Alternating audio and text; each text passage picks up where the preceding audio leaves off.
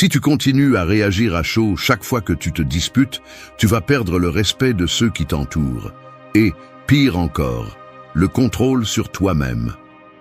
Ce qui semble anodin, comme répondre sans réfléchir ou te laisser emporter par l'impulsion, peut nuire à ton image à chaque conversation importante. Il suffit d'une seule fois, une réunion où tu élèves la voix, un repas de famille où tu lances un regard dur, un groupe de discussion où tu laisses un message sec. Les conséquences ne tardent pas à devenir visibles. Les autres baissent les yeux, évitent d'échanger des mots avec toi. Même ceux qui comptaient sur toi pour certains projets arrêtent de demander ton avis. Le silence gênant après tes paroles reste suspendu dans l'air plus longtemps que tu ne le voudrais. Une réputation s'érode rapidement. Une étude de l'université de Harvard a démontré que les personnes qui parviennent à garder leur calme dans des situations tendues sont perçues comme plus compétentes et dignes de confiance, même si elles n'ont pas raison sur le moment. La salle penche en faveur de celui qui contrôle ses gestes et son ton. Aujourd'hui, je te présente 10 réponses que tu peux utiliser pour garder ton calme, ton contrôle et ta présence stoïcienne dans n'importe quelle discussion. Ces 10 réponses ne t'aideront pas seulement à éviter des conflits inutiles, mais elles renforceront aussi ta confiance et ta capacité d'influence. La dernière va te surprendre, car elle est si simple que tu ne l'as sûrement jamais utilisée, mais c'est la préférée des stoïciens. Commençons par les 10 réponses qui font la différence dans toute discussion. Réponse 1. Je ne vais pas me disputer avec toi, je préfère te comprendre. Au moment où quelqu'un élève la voix ou cherche à s'imposer dans une discussion, la réaction la plus courante est de riposter, de se défendre, de prouver qu'on a raison. Mais il existe une autre option, une option qui désamorce le conflit à la racine. Refuser de discuter et à la place, choisir de comprendre. Lorsque tu dis « je ne vais pas me disputer avec toi, je préfère te comprendre », ce n'est ni une reddition, ni un signe de faiblesse. C'est un choix conscient de ne pas laisser l'émotion gouverner, de ne pas devenir l'esclave de la raison d'autrui, de ne pas te perdre dans le bruit du désaccord. En adoptant cette posture, tu t'élèves au-dessus de la situation, non pas parce que tu es supérieur, mais parce que tu choisis de te contrôler toi-même. Tu sais que la plupart des discussions ne cherchent pas la vérité, mais la victoire. Les gens se disputent pour gagner, pas pour comprendre. Mais si tu décides d'écouter, de poser des questions et de réellement chercher la racine du désaccord, tu te libères du besoin d'avoir le dernier mot. Tu gagnes en tranquillité et souvent l'autre baisse sa garde. La tension se dissout car elle ne rencontre plus de résistance.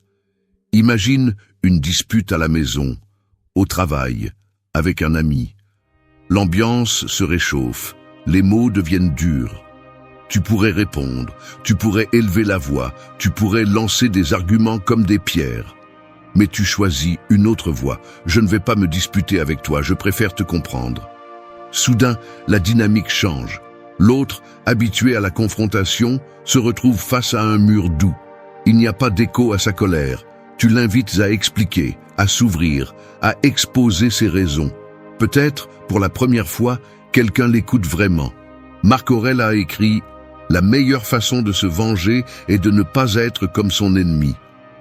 Tu n'as pas besoin de gagner la discussion. Tu n'as rien à prouver. La seule chose qui compte, c'est ta paix intérieure, ton intégrité, ta capacité à rester ferme au milieu de la tempête. Comprendre n'implique pas d'être d'accord, mais cela implique d'être présent, de rester maître de toi-même et de choisir le chemin le plus difficile, celui de l'autocontrôle. Deuxième réponse.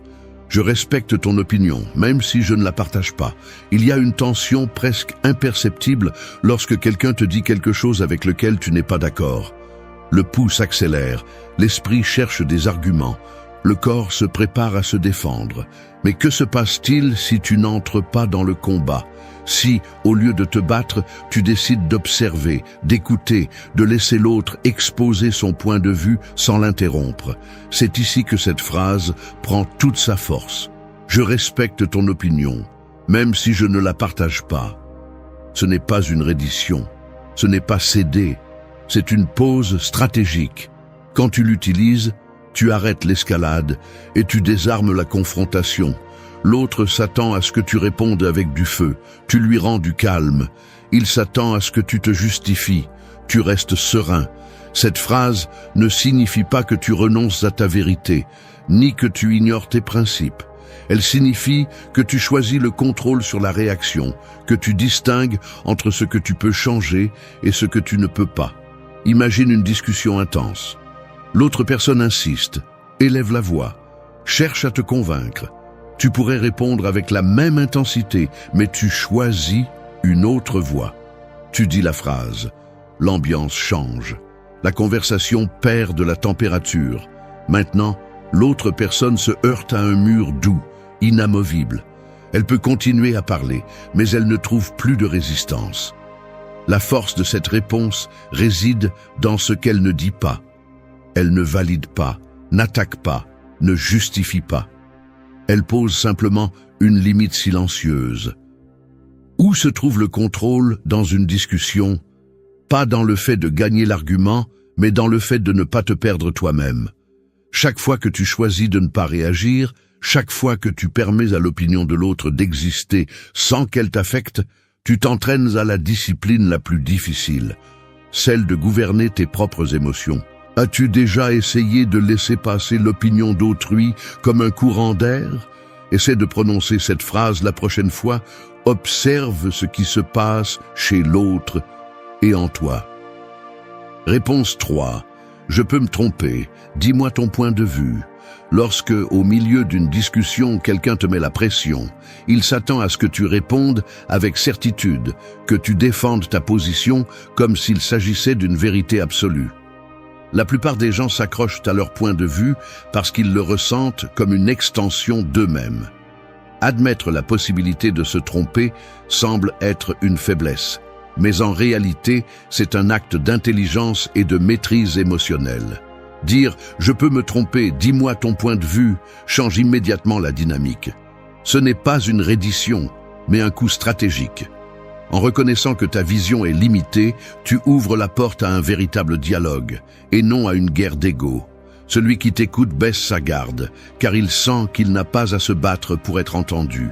Il sent que son point de vue compte, et cela transforme la discussion en une recherche commune de clarté, et non en un combat. Imagine une situation au travail. Tu discutes avec un collègue sur la meilleure façon d'aborder un projet. Tu as de l'expérience, mais lui aussi. La conversation s'envenime. Au lieu d'insister sur le fait que tu as raison, tu dis « je peux me tromper, dis-moi ton point de vue ». Ton collègue est surpris, il se détend même. Il sait qu'il peut parler sans crainte d'être jugé. À présent, la conversation tourne autour des faits, des idées, des solutions, et non de qui aura le dernier mot. Cette habitude révèle de la maturité et une bonne connaissance de soi. Tu sais que ta vision est toujours partielle, que tes émotions peuvent brouiller ton jugement. En l'admettant, tu ne t'affaiblis pas, tu te renforces.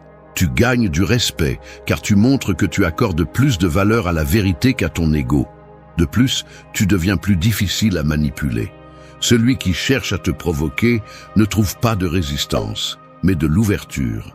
Ainsi, tu gardes le contrôle de la conversation et tu évites de tomber dans des provocations inutiles. Dans les relations personnelles, cette approche est encore plus puissante. Lorsque tu te disputes avec quelqu'un de proche, la tension émotionnelle est multipliée. Si tu t'accroches à avoir raison, la distance grandit. Mais si tu peux dire honnêtement que tu pourrais te tromper, tu invites l'autre personne à s'ouvrir elle aussi. Le conflit se transforme en compréhension mutuelle. Adopter cette réponse ne signifie pas douter de tout ni perdre sa conviction. Cela signifie être prêt à apprendre, à ajuster sa vision, quand des arguments solides apparaissent. C'est une manière de vivre avec moins de friction et plus de croissance.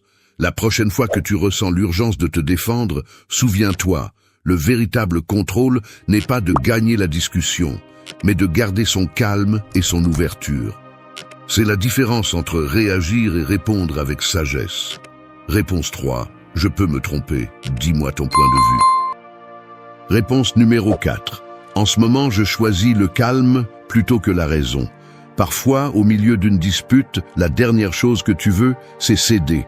Tu as l'impression que si tu ne réponds pas, si tu ne défends pas ton point de vue avec des arguments solides, tu es en train de perdre. Mais il y a un moment où la priorité n'est pas de prouver qui a raison, mais de protéger ta propre sérénité. Ce n'est pas abandonner, c'est prendre une décision consciente, ne pas laisser l'émotion du moment dicter ce que tu dis ou fais. Choisir le calme ne signifie pas que tu ignores ce que tu penses ou ressens. Au contraire, tu reconnais ta position, mais tu décides que ce n'est pas le moment de te battre pour elle. Peut-être que l'autre personne est bouleversée, peut-être que toi aussi. Parler maintenant ne ferait qu'envenimer les choses. Alors, tu mets une pause, tu respires, tu prends du recul, pas parce que tu es faible, mais parce que tu comprends la valeur de te préserver pour les batailles qui comptent vraiment. Ce genre de réponse déstabilise. L'autre personne attend une réaction, une contre-argumentation, une explosion. Mais toi, tu choisis le silence ou une phrase posée. En ce moment, je choisis le calme plutôt que la raison. C'est une façon de poser une limite, de montrer clairement que tu n'es pas prêt à perdre ta paix pour une dispute qui, à long terme, ne changera probablement rien d'important. Est-ce que ça t'est déjà arrivé ? As-tu ressenti cette pression de devoir répondre, de ne pas rester silencieux, même si tu sais que le mieux serait d'attendre ? Parfois, on nous apprend qu'il faut avoir le dernier mot, que céder, c'est perdre. Mais en réalité, la force réside dans le contrôle. Savoir quand parler et quand se taire. Te donner la permission de te prioriser, même si l'autre ne le comprend pas. Ce n'est pas toujours facile. Peut-être qu'après, tu repenses à ce que tu aurais pu dire. Mais avec le temps, tu te rends compte qu'aucune victoire dans une dispute ne vaut la tranquillité que tu t'es offerte à ce moment-là. La prochaine fois que tu sens que tu vas perdre le contrôle, demande-toi: ai-je vraiment besoin d'avoir raison maintenant? Ou puis-je m'offrir le cadeau du calme? 5e réponse. Tous les désaccords ne nécessitent pas une réponse immédiate. Il existe un espace entre l'impulsion et l'action. Et c'est dans cet espace que réside notre liberté. Face à un désaccord, l'urgence de répondre peut se manifester comme une force irrésistible, comme si le silence était une reddition ou une faiblesse. Mais en réalité, c'est précisément dans ce silence que se révèle la maîtrise de soi. Marc Aurèle a écrit « La meilleure vengeance est d'être différent de celui qui a causé le tort. Répondre immédiatement sous le feu de l'émotion est souvent la manière la plus rapide de perdre le contrôle et de dire quelque chose que l'on ne pourra plus retirer par la suite. Lorsque quelqu'un nous met au défi, l'esprit a tendance à rechercher des victoires rapides. L'ego exige que nous répondions, que nous défendions chaque mot, que nous ne laissions passer aucune offense. Mais la maturité consiste à mettre en pause cette réaction automatique, même lorsque le cœur bat plus vite et que les mains se crispent. Prendre un moment, respirer, observer le désaccord de l'extérieur, c'est une preuve de force, non de faiblesse. Il ne s'agit pas d'ignorer le conflit, mais de choisir le meilleur terrain pour répondre. Et parfois, ce terrain, c'est le temps. Imagine une discussion au travail. Quelqu'un remet en question ta décision devant les autres. La réaction immédiate serait de répondre, de te justifier, de protéger ta réputation. Mais si tu diffères ta réponse, si tu dis simplement « je vais y réfléchir », tu t'offres la possibilité d'analyser la situation avec clarté et sans le filtre de l'émotion. Bien souvent, la perspective que donne la distance révèle que le désaccord n'était pas si urgent, ou même qu'il n'était pas nécessaire d'y répondre du tout. Le silence stratégique est une déclaration d'indépendance face aux provocations. Tout ne mérite pas ton énergie et tous les combats ne valent pas la peine d'être menés. C'est une façon de te rappeler que ta valeur ne dépend pas de gagner chaque discussion, mais de garder ta maîtrise de toi et de choisir quand et comment agir. Ainsi, chaque désaccord cesse d'être une menace et devient une occasion de pratiquer l'autocontrôle, la patience et la réflexion. Choisir le bon moment pour répondre est, en soi, une réponse. Et parfois, la meilleure réponse, c'est d'attendre. Réponse 6. Merci de me l'avoir dit, j'y réfléchirai. Parfois, les paroles des autres peuvent ressembler à un coup direct porté à l'ego. Tu reçois une critique, un commentaire auquel tu ne t'attendais pas, et ta première réaction est de te défendre, de te justifier ou même de riposter. Mais il existe une autre façon de répondre, une façon qui ne te met pas sur la défensive et qui n'alimente pas le conflit. Merci de me l'avoir dit, j'y réfléchirai. Cette phrase paraît simple, mais elle recèle une force immense. Ce n'est pas une reddition, ce n'est pas non plus de la soumission, c'est une déclaration de maîtrise de soi. Tu reconnais ce que l'autre te dit, tu le valides, mais tu ne permets pas à l'émotion de prendre le contrôle de la conversation. Tu prends l'information, tu la conserves et tu t'accordes le temps de décider si elle a de la valeur pour toi ou non. Ainsi, tu gardes le contrôle sur toi-même et sur la situation. Pense à la dernière fois qu'on t'a fait une critique inattendue. Qu'as-tu ressenti? Comment as-tu réagi? Peut-être as-tu ressenti de l'irritation ou une pression intérieure pour clarifier ton point de vue. C'est compréhensible, mais imagine répondre avec calme. Merci de me l'avoir dit, j'y réfléchirai. Aussitôt, l'atmosphère change. L'autre sent qu'il a été entendu, que son opinion n'est pas tombée dans l'oubli. Et toi, par-dessus tout, tu fais preuve de maturité. Ce type de réponse ne signifie pas que tu acceptes aveuglément tout ce qu'on te dit. Cela signifie que tu as la capacité de faire une pause, d'analyser, puis de décider si ce que tu as entendu t'apporte quelque chose. Tu ne donnes pas le pouvoir sur tes émotions à l'autre personne. Tu le gardes pour toi. Oseras-tu essayer la prochaine fois? Tu pourrais être surpris par les faits. Il y a une puissance silencieuse à ne pas réagir immédiatement, à te donner du temps et de l'espace. Ainsi, tu deviens maître de tes réactions. Et c'est quelque chose que personne ne peut t'enlever. T'est-il déjà arrivé qu'une simple phrase change complètement le cours d'une discussion? Qu'as-tu ressenti lorsque tu as choisi d'écouter avant de répondre? 7e réponse. Je ne prendrai pas cela personnellement. Tu crois vraiment que tout cela tourne autour de toi? Comme il est confortable de penser que le monde gravite autour de tes sentiments, de tes attentes, de tes blessures. Ce que quelqu'un dit, ce que quelqu'un fait, ce que quelqu'un crache au beau milieu d'une dispute, cela a rarement un rapport avec toi. C'est sa frustration, son ego, son incapacité à gérer la pression. Mais bien sûr, il est bien plus facile d'endosser le rôle de la victime et de transformer chaque mot des autres en une dague pointée vers ta poitrine. Comme c'est commode. Ne pas le prendre personnellement est une menace pour ceux qui vivent de l'offense. Parce que si cela ne t'atteint pas, si tu ne réagis pas, si tu ne tombes pas dans le piège, tu leur retires leur pouvoir. Tu leur tends le miroir. Ceci t'appartient, pas à moi. Ça fait mal. Oui, mais pas à cause de ce qu'ils disent, plutôt à cause de l'importance que tu choisis d'y accorder. Ça te dérange? Parfait, voilà ton chantier intérieur. Il y a des personnes qui ont besoin que tu le prennes personnellement pour se sentir importantes, pour justifier leur propre drame. Ne leur fais pas ce cadeau, laisse-les se noyer dans leur propre venin, pendant que toi, tu restes intact. La prochaine fois que quelqu'un crache son venin, répète simplement « Je ne prendrai pas cela personnellement ». Non pas parce que tu es indifférent, mais parce que tu sais que ta valeur ne dépend pas de ce que pensent les autres, qu'ils continuent d'aboyer. Toi, tu n'es pas l'arbre. Réponse numéro 8. Je préfère trouver une solution, pas un coupable. L'atmosphère se refroidit. Il y a de la tension, mais personne n'élève la voix. Les arguments flottent, s'entrechoquent, cherchent un espace sûr. Quelqu'un insiste pour trouver le responsable, pour pointer du doigt. Le regard se détourne, les épaules se crispent. Le rythme de la conversation ralentit. Une autre personne intervient. Coupe le cycle. Je préfère trouver une solution, pas un coupable. Les mots tombent comme un poids mort sur la table. L'élan de blâmer s'arrête. Personne ne répond immédiatement. Le focus change.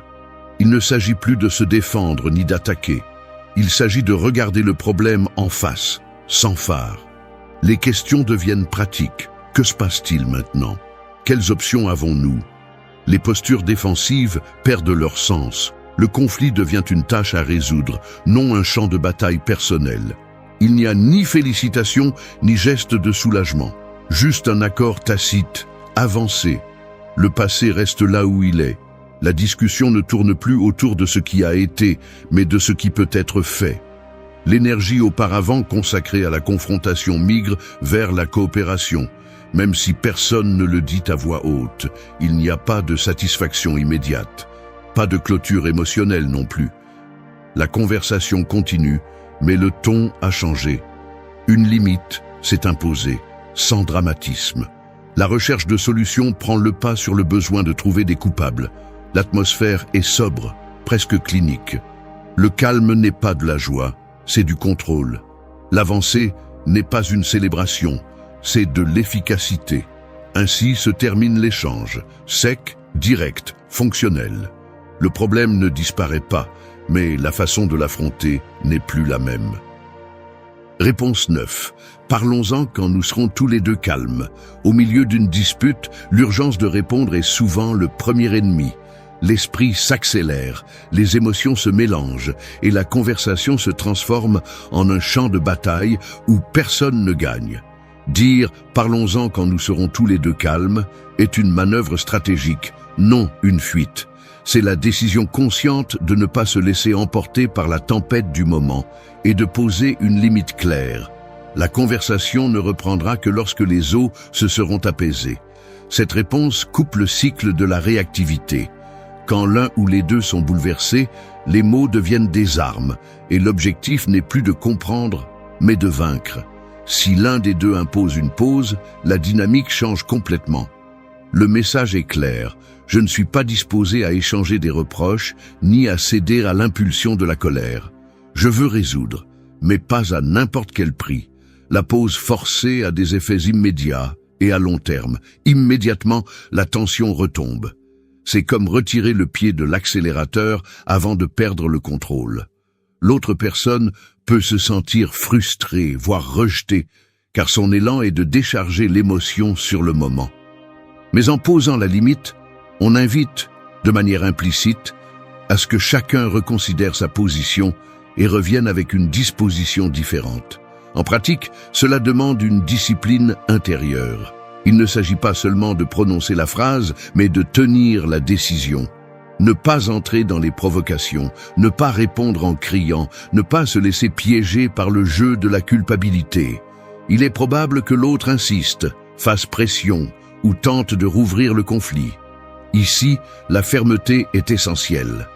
Parlons-en quand nous serons tous les deux calmes n'est pas une excuse pour éviter le sujet, mais une déclaration d'intention. Le dialogue n'est possible que lorsque chacun peut penser avec clarté. Un exemple. Imagine une dispute de couple dans laquelle l'un des deux lance une accusation dure. La réaction automatique serait de se défendre, d'attaquer en retour ou de sombrer dans le drame. Mais celui qui garde son calme et propose une pause prend le contrôle du processus. Cela n'élimine pas le conflit, mais le déplace sur un terrain plus sûr, où la probabilité de compréhension réelle augmente. Avec le temps, cette habitude transforme la relation aux disputes. Il ne s'agit plus de gagner ou de perdre, mais de trouver des solutions dans la sérénité. Cela envoie aussi un message sur sa propre valeur. Je ne suis pas disponible pour le chaos de l'autre, je respecte mon propre état émotionnel et j'attends la même chose de l'autre. Il y a un coût. Parfois, on perd l'occasion d'avoir le dernier mot ou de décharger sa colère sur le moment. Mais le bénéfice est bien plus grand. La plupart des conflits ne se résolvent pas au sommet de l'émotion, mais après, lorsque l'esprit retrouve sa clarté. Retarder la conversation n'est pas de la faiblesse, c'est de l'intelligence émotionnelle appliquée. Ainsi, la phrase « parlons-en quand nous serons tous les deux calmes » devient un filtre. Seules les choses importantes méritent discussion et seule la sérénité permet de trouver une issue digne pour chacun. 10e réponse. Ma paix a plus de valeur que d'avoir le dernier mot. Parfois, il semble que céder, c'est perdre, que se retirer d'une discussion, laisser passer un commentaire, ne pas répondre à la dernière attaque équivaut à se rendre, à être moins. Mais il y a une vérité brutale que peu de gens acceptent. La plupart des discussions ne cherchent pas la vérité, mais à nourrir l'ego. Vouloir avoir le dernier mot est un piège subtil. L'orgueil te pousse à prouver que tu as raison, à ne rien laisser sans réponse, à écraser l'argument de l'autre, même si cela coûte ta tranquillité. Regarde ce qui se passe quand tu t'accroches toujours à avoir le dernier mot. La conversation devient une guerre froide. Aucun des deux n'écoute, les deux attaquent, personne ne cède.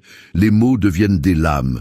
L'atmosphère s'empoisonne. Au final, même si tu gagnes, tu finis épuisé, amer, vidé. Gagner la discussion, perdre le calme. Voilà le vrai prix. Combien de fois as-tu ressenti cette satisfaction fugace d'avoir gagné une dispute verbale, pour ensuite rester avec le bruit dans la tête, la tension dans la poitrine, l'écho d'une réponse que tu n'aurais pas dû donner? On t'a appris que céder, c'est être faible, que qui se tait consent, que si tu ne réponds pas, tu restes en arrière. Mais personne ne te dit que la véritable force consiste à choisir ta paix plutôt que ton orgueil. Que le self-control, la distance, le silence peuvent être plus dévastateurs que n'importe quel argument. La personne qui décide de ne pas entrer dans la bataille, qui se retire avant que la discussion ne l'emporte, démontre une maîtrise de soi que les autres comprennent à peine. Ce n'est pas de l'indifférence, ce n'est pas de la lâcheté, c'est une maturité brutale. C'est savoir que ton temps et ton énergie ne sont pas à vendre au jeu de l'ego d'autrui. Pense aux fois où une dispute t'a volé des heures, t'a privé de sommeil, t'a gâché la journée. Pense à ce que tu as perdu à ne pas savoir lâcher prise. Paix mentale, relations, opportunités, même le respect de toi-même. Les gens se souviennent plus de ta réaction que de tes arguments. Souviens-toi du calme imperturbable de celui qui n'a pas besoin d'avoir raison pour se sentir en sécurité. Voilà la différence entre celui qui vit au gré des provocations et celui qui domine son monde intérieur. Personne ne va t'applaudir parce que tu n'as pas répondu. Personne ne te donnera une médaille pour avoir gardé le silence. Mais la récompense est invisible et redoutable. Ta paix. C'est un luxe que peu peuvent se permettre, car il faut renoncer à l'addiction d'avoir raison, au besoin de valider ton ego dans le regard de l'autre. C'est choisir de perdre une bataille inutile pour gagner une guerre silencieuse, celle de ton propre esprit. Cette réponse n'est pas pour ceux qui veulent plaire, ni pour ceux qui ont besoin de reconnaissance. Elle est pour ceux qui en ont assez de laisser les autres dicter leur humeur. Pour ceux qui comprennent que la véritable victoire, c'est être maître de soi, non de la conversation. La prochaine fois que tu sentiras le besoin de répondre, de clore la discussion, d'imposer ton point de vue, souviens-toi, ta paix vaut plus que n'importe quel dernier mot. Et quand tu apprendras à te retirer sans te sentir vaincu, tu auras gagné quelque chose que personne ne pourra t'enlever. Tu n'as pas besoin de gagner toutes les discussions. Tu n'as pas besoin de prouver quoi que ce soit à qui que ce soit. Parfois, rester calme est ce qu'il y a de plus inconfortable pour l'autre. Pense à la dernière fois où quelqu'un a élevé la voix, s'attendant à ce que tu répondes de la même manière. Observe comment, en restant silencieux, l'autre commence à agiter les mains, avec plus de nervosité, à chercher des alliés du regard dans la pièce, à changer de ton parce qu'il ne trouve aucune résistance. La tension flotte dans l'air, mais elle ne t'appartient pas. Lorsque tu choisis de ne pas répondre à l'attaque, l'autre reste avec ses mots suspendus, regarde le sol ou consulte son téléphone pour combler le vide. L'atmosphère change, les personnes autour baissent les yeux ou s'éloignent discrètement de la scène.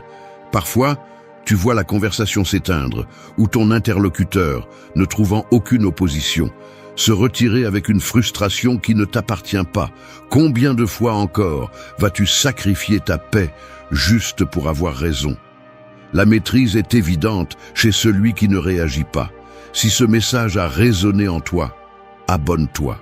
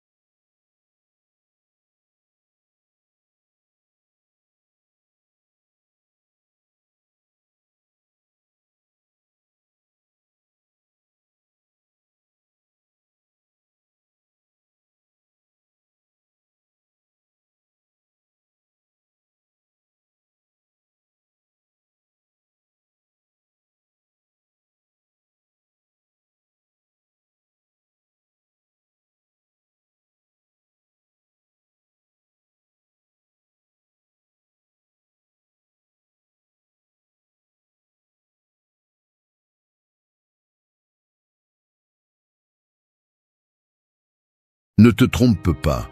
La plupart de ce qui te prive de paix n'est pas à l'extérieur, mais dans ta tête. Ce n'est pas le patron, ce n'est pas le trafic, ce n'est même pas cette erreur qui ne cesse de te poursuivre. Le véritable piège est la manière dont tu interprètes et permets à chaque détail extérieur de te tirer, comme si tu étais un simple spectateur de ta propre vie. Tu as vécu des années en croyant que contrôler l'extérieur est la clé, mais je te le dis clairement. Le seul contrôle réel commence et se termine dans ton esprit. Si tu dépends de la météo, de l'humeur des autres, de tes caprices émotionnels, tu te condamnes à être prisonnier de circonstances que tu ne maîtriseras jamais. Le stoïcisme n'est pas une mode ni une échappatoire, c'est un entraînement mental pour cesser d'être l'otage de ce que tu ne peux pas changer et commencer à gouverner ce qui t'appartient vraiment, ton caractère. Cela fait mal de l'admettre, mais une grande partie de notre souffrance est auto-imposée, un coût psychologique que nous payons chaque fois que nous choisissons de réagir comme des automates et non comme des êtres conscients. La liberté intérieure exige de renoncer au confort des excuses et d'accepter que l'essentiel ne se négocie pas et ne se remet pas à plus tard. Le caractère est ton refuge le plus sûr, le reste est emprunté.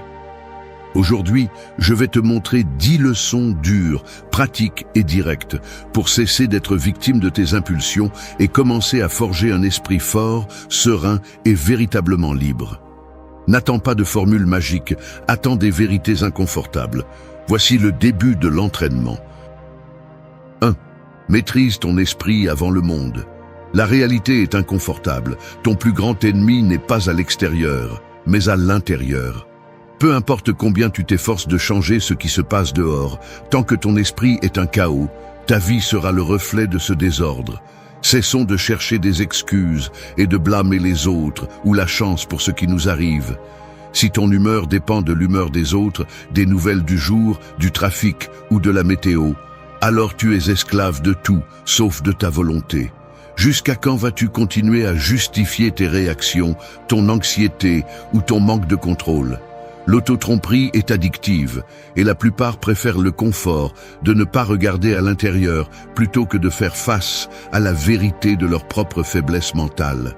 Personne ne va te sauver de tes propres pensées, ni le temps, ni les circonstances, ni la promesse d'un changement externe. Si tu n'es pas capable de gouverner ce qui se passe dans ta tête, tu seras toujours un otage de ce qui se passe dehors. Le stoïcisme n'est pas une belle théorie, ni des phrases de calendrier. C'est un entraînement brutal. C'est le travail constant d'identifier les filtres déformés par lesquels tu interprètes le monde et de les remplacer par un jugement clair et volontaire. Maîtriser l'esprit est l'opposé de se laisser emporter par des impulsions, des plaintes ou des caprices émotionnels. C'est avoir la discipline de choisir la réponse, pas la réaction. Sois honnête. Combien de fois as-tu permis qu'une émotion passagère te vole la paix pendant des heures, voire des jours ? Chaque fois que tu cèdes le contrôle de ton humeur à quelque chose d'extérieur, tu paies un prix et cette facture s'accumule. La dette émotionnelle que tu portes pour ne pas mettre de l'ordre dans tes pensées est la cause de ton insatisfaction. Personne ne te doit la sérénité. Personne ne va t'offrir de la force. Toi seul peux décider de ne plus être une victime de tes propres mécanismes automatiques. L'esprit s'entraîne ou se fane. C'est aussi simple que cela. Il ne suffit pas de le comprendre intellectuellement. Il faut le pratiquer chaque jour, dans chaque interaction, face à chaque obstacle. La clarté mentale ne tombe pas du ciel. Elle se construit avec des décisions difficiles et des renoncements conscients. L'autocontrôle est la base de la véritable liberté. Si tu ne peux pas te gouverner toi-même, tout le reste est accessoire. Prends la responsabilité de ton propre caractère. Cesse de mendier de la validation ou d'attendre que le monde s'adapte à tes désirs. Le véritable pouvoir commence lorsque tu choisis de ne pas réagir à tout ce qui te secoue. Maîtrise ton esprit avant le monde, car celui qui ne se commande pas lui-même ne commande rien. Voici la vérité. Ta vie dépend de ta discipline mentale, pas de la chance. 2. Sépare les faits des interprétations émotionnelles. Quelqu'un ne répond pas à un message. Tu ressens cet inconfort immédiat, l'impulsion automatique de combler le silence avec des interprétations. Il est sûrement fâché. Je ne l'intéresse plus. J'ai mal agi. Ce qui se passe dans la réalité est simple. Un message sans réponse. Mais l'esprit, entraîné à dramatiser, fabrique des histoires complètes à partir d'un minimum de données. C'est ici que se révèle le piège, notre tendance à confondre les faits avec des jugements émotionnels. Si tu ne t'entraînes pas à faire cette distinction, tu finiras par vivre dans un film que tu écris toi-même, mais qui coïncide rarement avec ce qu'il est vraiment. Le mécanisme est subtil et presque invisible.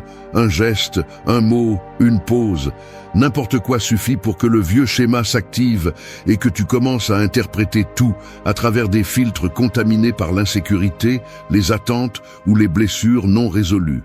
Le résultat est prévisible. Anxiété, ressentiment, colère. Tu vis en réagissant non à ce qui se passe, mais à ce que tu crois que cela signifie. Si tu veux vraiment de la clarté et de la sérénité, tu dois disséquer chaque situation. Qu'est-ce qu'un fait? Qu'est-ce qu'une interprétation? Le fait est qu'ils n'ont pas répondu à ton message. Tout le reste est une construction de ta part. Le fait est qu'il pleut. Ce que tu interprètes sur la pluie, ce que tu y projettes. Aujourd'hui va être une mauvaise journée. Tout se complique. N'est pas la réalité. C'est un commentaire mental. Le stoïcisme enseigne à interrompre ce réflexe, à mettre en pause la machinerie d'interprétation automatique. Écrire la différence entre ce qui se passe et ce que tu penses de ce qui se passe est un exercice brutalement honnête. Tu découvres à quel point ta souffrance est optionnelle, à quel point tu es devenu accro aux récits émotionnels qui te dépouillent de ton pouvoir. Le défi consiste à ne pas te laisser kidnapper par la première émotion qui apparaît, à ne pas considérer comme vérité absolue l'histoire que ton esprit fabrique en quelques secondes. Séparer les faits des interprétations n'est pas se refuser à ressentir, c'est se refuser à être manipulé par tes propres distorsions internes. L'esprit indiscipliné transforme chaque contretemps en une catastrophe personnelle, mais ce n'est qu'une habitude apprise. Tu peux commencer à la briser chaque fois que tu pratiques cette séparation. Il suffit de te demander « Que se passe-t-il réellement ? Quelle partie de tout cela est juste ma réaction ?» Ici, il ne s'agit pas de résignation ni de froideur, mais d'honnêteté radicale. L'autoliberté commence lorsque tu oses voir ce qui est, pas ce que tu imagines ou crains. La douleur inutile est toujours une interprétation. L'esprit est ton terrain d'entraînement, pas ton bourreau. Ce que tu ne distingues pas te gouverne. Là où il y a interprétation consciente, il y a pouvoir. 3. Choisis de répondre, ne réagis pas. Je ne vais pas le déguiser. Parfois, je ressens l'avalanche de la réaction avant même de pouvoir l'arrêter. Un mot mal placé, un regard que j'interprète comme du mépris, un petit contretemps, et la machinerie interne s'active déjà. Le corps répond, l'esprit justifie, le vieux schéma d'impulsion demande de l'espace. Il n'y a rien d'héroïque ni d'épique dans ce premier mouvement automatique. C'est l'inertie d'années de conditionnement. Si l'on observe avec honnêteté, on remarque que dans chaque réaction, il y a un abandon immédiat de la souveraineté personnelle. C'est comme si, pendant un instant, tu cédais la clé de ton caractère à ce qui se passe à l'extérieur. La réaction est toujours le chemin le plus court, le plus confortable et le plus coûteux. Chaque fois que tu te laisses emporter, tu ne décides pas, tu ne fais que répéter. Tu suis simplement le chemin qui exige le moins et facture le plus. La réaction est bon marché, mais elle te coûte cher. Le problème est structurel. Nous confondons vitesse avec efficacité, spontanéité avec authenticité, intensité avec courage. Mais derrière chaque réaction automatique, il y a une chaîne de causes. La peur de perdre le contrôle, le besoin d'avoir raison, l'habitude de défendre l'ego comme si c'était la dernière frontière de la dignité. Ce sont des mécanismes qui se nourrissent de la paresse mentale et du désir d'éviter l'effort de penser avant d'agir. Si tu ne les identifies pas, ils te gouvernent. Si tu ne les entraînes pas, ils te fragilisent. La différence entre réagir et répondre est la différence entre être un reflet conditionné ou un individu conscient. Réagir, c'est être esclave de l'extérieur. Répondre, c'est exercer sa propre maîtrise. Voici le point critique. Il y a un espace minimum, parfois à peine perceptible, entre le stimulus et l'action. Cet espace est la seule propriété privée que tu as, le terrain où se joue ta véritable liberté. C'est là que naît la décision qui sépare ce que tu es de ce que tu ne fais que répéter. Répondre ne signifie pas réprimer ni nier ce que tu ressens. Cela signifie examiner avant d'agir, mettre sur pause le pilote automatique et te demander, même en silence, est-ce que ce que je suis sur le point de faire me représente ou ne fait que répéter le même scénario de toujours? La réponse consciente exige un investissement. Attention, remise en question, discipline émotionnelle. C'est pourquoi si peu de gens la pratiquent. Parce que choisir de répondre implique de payer le prix du délai, de supporter l'inconfort de l'autocontrôle et d'accepter la responsabilité des conséquences de ce que tu décides. Sans cet exercice, ta vie entière est hypothéquée à des impulsions extérieures et à des habitudes héritées que tu n'as jamais remises en question.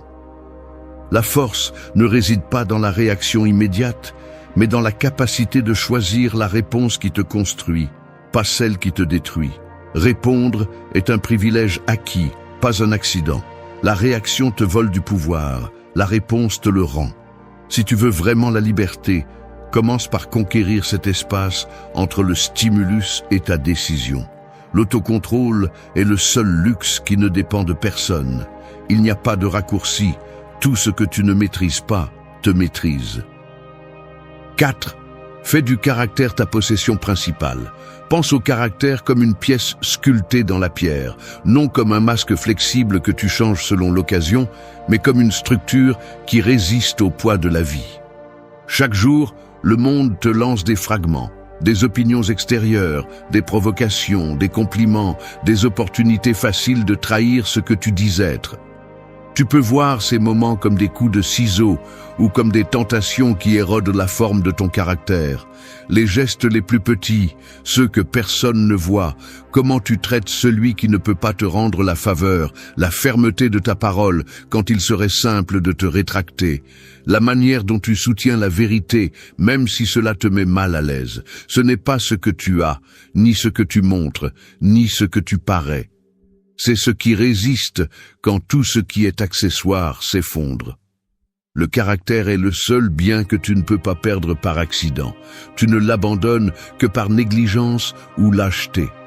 C'est ainsi que se mesure ta valeur, non par les applaudissements, mais par ce que tu fais quand personne n'applaudit. Il y a une différence brutale entre accumuler des possessions et construire un caractère. La première est légère, facile à arracher ou à perdre. La seconde est la seule chose qui reste à toi quand tout le reste change. Celui qui base sa sécurité sur l'extérieur vit sur une corde raide. Chaque fois que le monde bouge, il ressent le vertige de l'insécurité. En revanche, celui qui fait du caractère sa plus grande possession peut marcher fermement même lorsque le sol tremble. L'intégrité ne dépend pas de la commodité du moment. C'est le résultat de centaines de décisions inconfortables que tu prends en privé. La vie quotidienne est pleine de ces micro-décisions. Choisir l'honnêteté quand mentir te coûterait rien. Garder son calme pendant que tout le monde perd la tête. Renoncer à la plainte facile et opter pour l'action. Chacune laisse une marque, ajoute ou retire à ce que tu es à l'intérieur. Il n'y a pas de plus grande pauvreté que celle de celui qui a tout, sauf lui-même. Le matériel est un prêt, le caractère est une propriété. Tu peux perdre la santé, le travail, la réputation, mais tant que tu restes fidèle à tes principes, tu es toujours maître de toi. Le caractère est le seul refuge qui ne s'enflamme pas au premier contretemps. La discipline de le construire exige de surveiller tes pensées, de filtrer tes motivations, de polir tes réactions. Cela implique d'accepter le coût de décevoir les autres plutôt que de te trahir toi-même. Il y a des moments où la vie te coince et t'offre des raccourcis, abandonner, mentir, s'adapter à ce qui te dégrade. Si tu cèdes, peut-être que personne ne le remarquera, mais toi, tu le sais. La pire perte est celle de la confiance en soi. Répète cela jusqu'à l'enregistrer. Rien d'extérieur ne peut te retirer ce que tu construis à l'intérieur. Le caractère est une richesse invulnérable. Fais-en ta possession principale et personne ne pourra te ravir la paix. 5. Priorise l'essentiel. Souviens-toi de ta finitude. Le temps que tu perds, personne ne te le rendra. C'est la blessure que tu ignores chaque jour pendant que tu te distrais avec le trivial, pendant que tu remets à plus tard ce qui compte vraiment et que tu te convaincs avec des arguments fallacieux que tu auras bien l'occasion. Tu ne l'auras pas. Si tu n'es pas capable de te regarder en face et d'admettre que ta vie est finie, tu continueras à offrir tes heures aux premiers caprices, au drame des autres, à l'urgence inventée. As-tu vraiment besoin d'un autre rappel pour comprendre que l'essentiel n'attend pas? Il n'y a pas de plus grande auto-illusion que de te croire immortel dans la pratique, même si tu répètes par cœur que la vie est courte.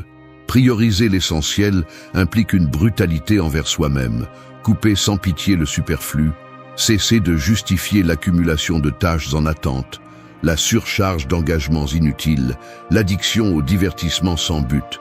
Chaque fois que tu remets à plus tard ce qui est important, tu laisses l'inertie décider pour toi, et l'inertie ne sait que t'emmener vers la médiocrité.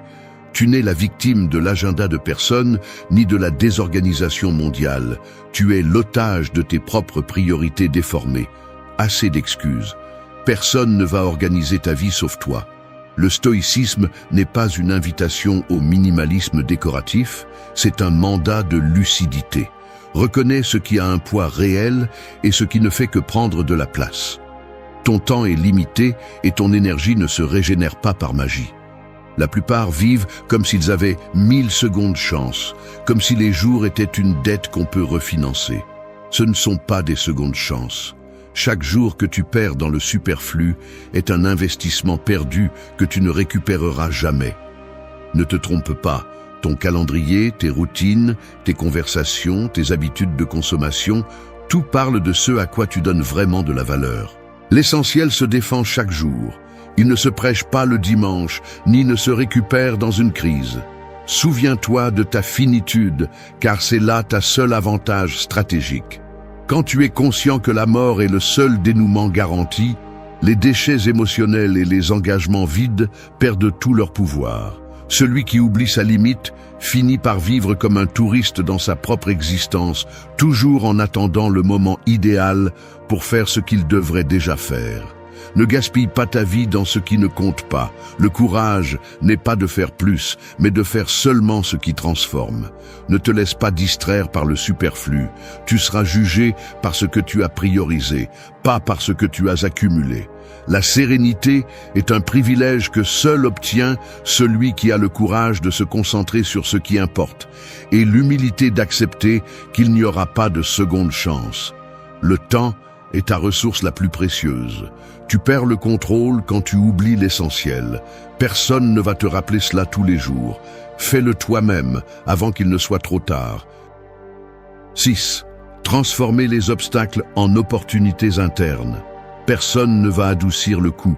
Les obstacles n'existent pas pour vous abattre, mais pour exposer la qualité de votre réaction. Chaque fois que vous êtes confronté à une difficulté, le matériau avec lequel votre monde intérieur est construit se révèle immédiatement. Vous pouvez passer votre vie à attendre des conditions idéales ou à vous lamenter sur les pierres sur le chemin, mais la vérité inconfortable est que ce qui vous arrête est rarement le fait en lui-même, mais l'interprétation que vous en faites. L'obstacle n'est qu'un fait. La souffrance supplémentaire est un impôt mental que vous choisissez de payer. Combien de fois votre première réponse est-elle de vous plaindre, de vous sentir victime ou de renier votre sort? Ce réflexe automatique n'est pas innocent. C'est le résultat d'années à programmer votre esprit à chercher des coupables à l'extérieur et à éviter de regarder votre propre fragilité. Le piège est de croire que la vie vous doit du confort ou que les problèmes sont des épreuves injustes. Personne n'a garanti un chemin dégagé ni de protection contre l'adversité. Les obstacles sont inévitables, mais votre façon de les affronter est optionnelle. C'est ici que le stoïcisme devient brutalement pratique. Il exige que vous analysiez votre réaction interne, que vous dénudiez vos croyances les plus confortables et que vous vous demandiez quelle opportunité se cache dans ce que vous rejetez d'emblée. Le mécanisme est simple et impitoyable. Chaque fois que quelque chose vous dérange, vous avez deux options. Soit vous répétez le vieux schéma de résistance et d'usure, soit vous utilisez cet événement comme matériau pour renforcer votre caractère. Il ne s'agit pas de romantiser la douleur, ni de faire semblant que tout ce qui est difficile est automatiquement précieux. Il s'agit de comprendre que chaque obstacle est une invitation à briser une faiblesse interne, à entraîner une vertu que vous ne maîtrisez pas encore, à revoir le filtre avec lequel vous jugez vos circonstances. La véritable transformation se produit lorsque vous cessez de mesurer la vie par ce qui vous est facile et commencez à la voir comme une série d'opportunités pour polir votre caractère. La croissance est une dette qui se paie par un inconfort volontaire. Chaque fois que vous relevez le défi de transformer la difficulté en apprentissage, vous brisez la chaîne de la réaction automatique et devenez maître de votre expérience. Vous n'êtes pas un spectateur passif de vos problèmes, vous êtes l'artisan de vos réponses. L'obstacle cesse d'être un piège lorsque vous découvrez quel muscle interne vous pouvez exercer à partir de lui. C'est la différence entre vivre à la merci des faits et vivre comme un protagoniste conscient.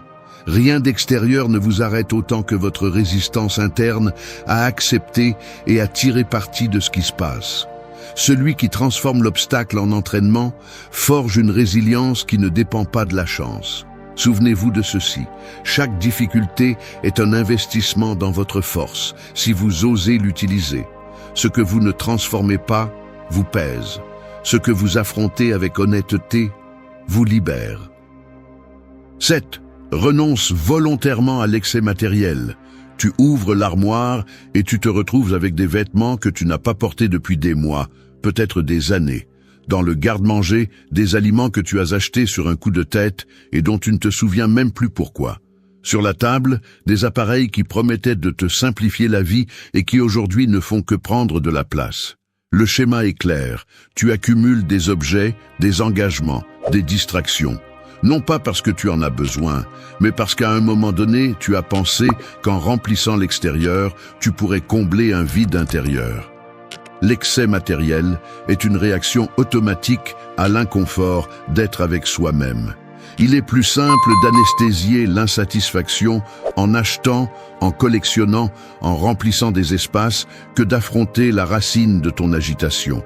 Tu te convaincs que tu le fais par praticité, prévention ou mérite, mais la plupart de ces justifications ne sont que des couches d'auto-tromperie. Le résultat est un esprit saturé, une vie lourde, une liberté hypothéquée à ce que tu possèdes. Le mécanisme est insidieux. Chaque objet supplémentaire promet une utilité, mais finit par exiger de l'attention, de l'entretien, de l'ordre. Chaque chose que tu gardes occupe non seulement de l'espace physique, mais aussi de l'espace mental. L'excès n'est pas seulement une question de mètres carrés, c'est un fardeau invisible qui vole la clarté et te distrait de l'essentiel.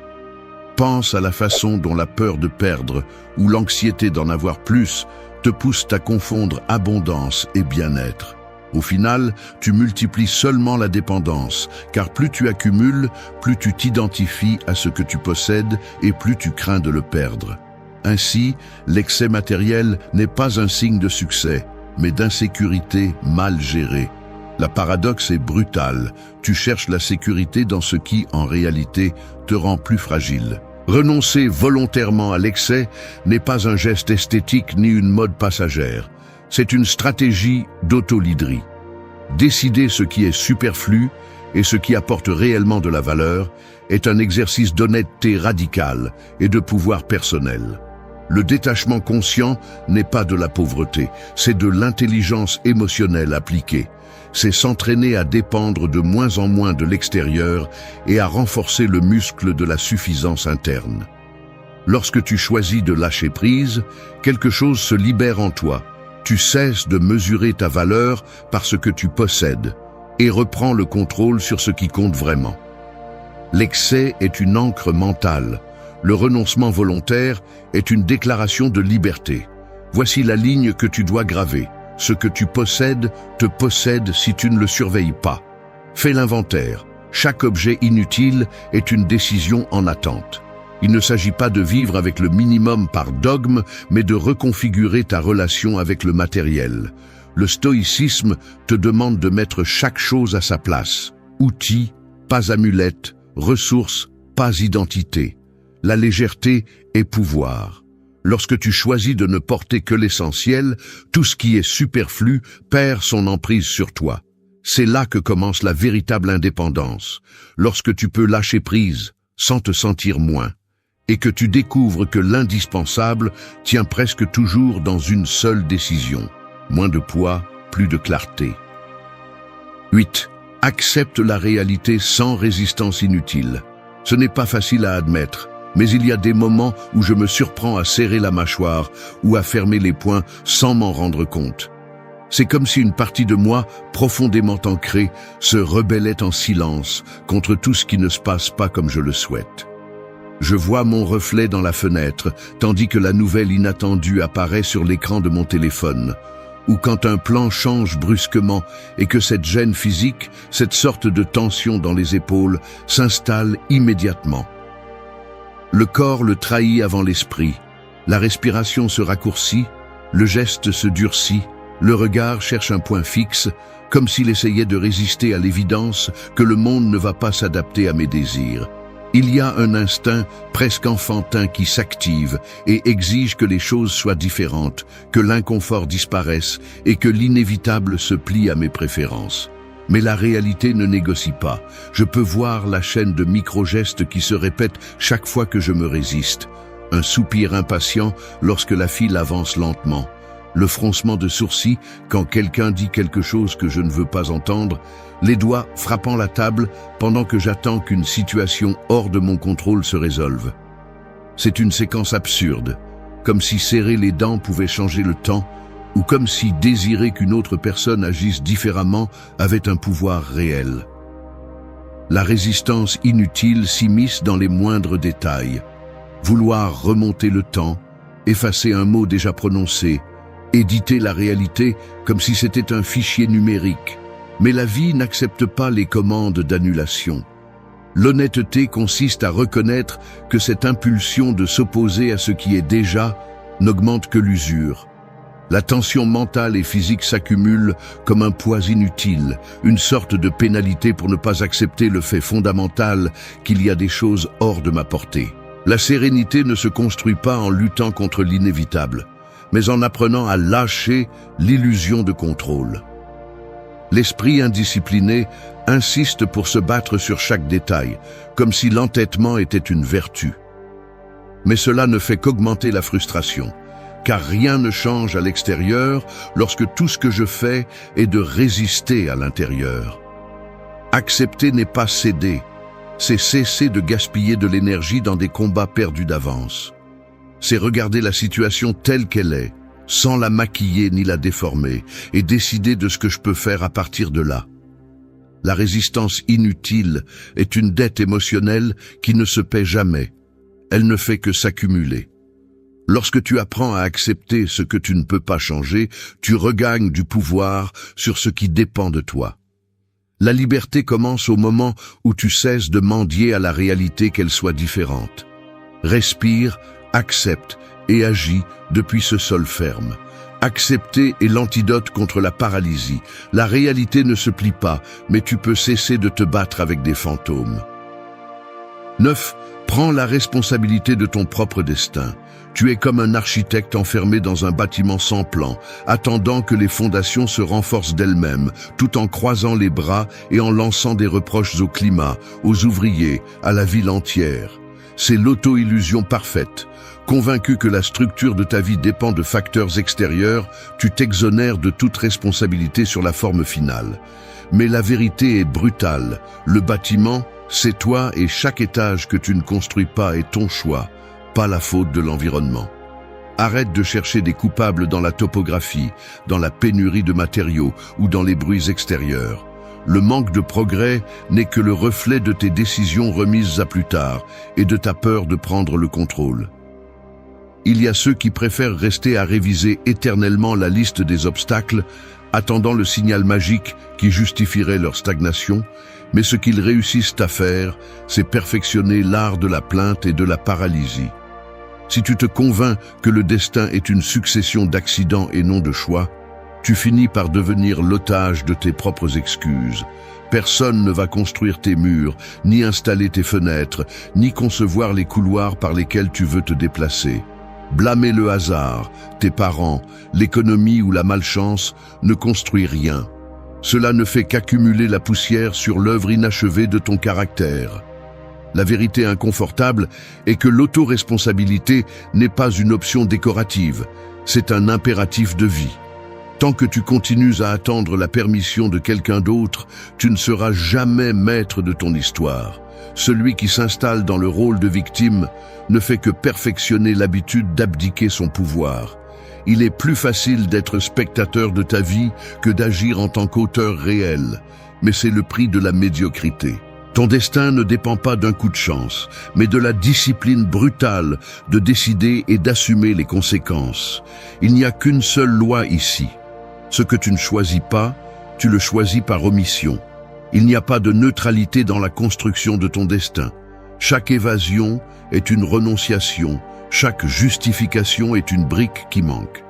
Personne ne va te sauver, n'est pas une menace. C'est la liberté la plus crue qui existe. Tant que tu continues à alimenter le récit selon lequel le monde te doit quelque chose, tu vivras hypothéqué à la frustration et au ressentiment. Le seul chemin vers une véritable indépendance passe par la prise en charge de chaque décision, même celles qui te mettent mal à l'aise ou te mettent en exposition. Ta biographie n'est pas un accident, c'est une succession de choix quotidiens, de renoncements douloureux et d'engagements inconfortables que tu assumes ou éludes. Le courage de prendre le gouvernail est la différence entre une vie propre et une existence empruntée. Tu n'es pas un accident de tes circonstances, tu es le résultat de tes choix. Choisis de te construire ou accepte de disparaître dans la multitude de ceux qui attendent éternellement. 10. Cultive l'ordre et la force, quoi qu'il arrive. Rien ne s'organise tout seul, le chaos est la loi par défaut. Le reconnaître n'est pas se résigner, c'est le premier pas pour cesser d'attendre que la sérénité arrive comme un visiteur inattendu. Le désordre extérieur n'est souvent que le reflet d'un esprit qui, lorsque les circonstances se compliquent, révèle la fragilité de sa discipline intérieure. La tentation d'abandonner le contrôle lorsque tout semble s'effondrer est puissante. Il y a une voix intérieure qui chuchote qu'il ne vaut plus la peine de faire des efforts, que la fatigue justifie la négligence, que plus tard il y aura le temps de reconstruire ce que vous négligez aujourd'hui. Mais cette voix est celle qui perpétue la stagnation, celle qui normalise la médiocrité sous prétexte de fatigue ou d'injustice. L'ordre mental ne s'improvise pas au moment de la crise. C'est le résultat de milliers de petites décisions inconfortables, de la vigilance constante sur la pensée et l'émotion. La véritable force n'est ni une pause ni un coup de chance. Elle naît de l'habitude de rester ferme, même lorsque tout invite à baisser les bras. Si vous tombez dans le cycle d'attendre que la tempête passe pour reprendre le contrôle, vous vous condamnez à vivre en pause, toujours à la merci de facteurs que vous ne contrôlez pas. Le plus difficile est de maintenir la structure interne pendant que l'externe s'effondre. L'esprit cherche des excuses, rationalise la paresse et construit des arguments pour reporter l'effort. Le désordre commence souvent de l'intérieur, une concession minimale, une promesse que demain sera différent, une tolérance silencieuse à la négligence. Ainsi, le désordre se normalise, le muscle de la force s'atrophie et, lorsque vous vous y attendez le moins, vous vous retrouvez à vivre une vie qui ressemble peu à ce que vous avez un jour dit vouloir. Il n'y a pas de force sans ordre, ni d'ordre sans une volonté entraînée à résister à la pression de l'immédiat. Le mécanisme est simple et brutal. Chaque fois que vous choisissez le chemin facile, le désordre prend du terrain. Chaque fois que vous maintenez l'autocontrôle, vous renforcez la structure qui vous soutient lorsque tout tremble. La discipline n'est pas une cage, c'est la condition minimale pour la véritable liberté. Jusqu'à ce que vous entraîniez la capacité de rétablir l'ordre mental et émotionnel au milieu du chaos, vous restez otage de tout contretemps.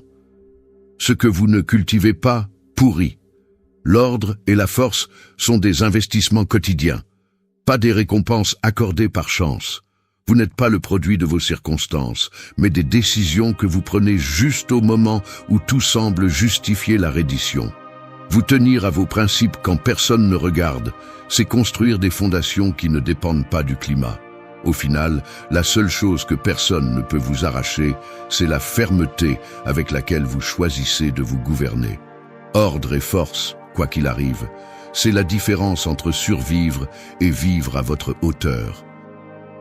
Merci d'être resté jusqu'à la fin de la vidéo. Si vous avez tout vu, commentez « Je suis stoïcien » comme notre signe secret, indiquant que vous êtes un véritable apprenant du stoïcisme. N'oubliez pas de vous abonner et de liker la vidéo si elle vous a plu. Rendez-vous dans la prochaine vidéo et rappelez-vous, continuez à cultiver votre esprit stoïque.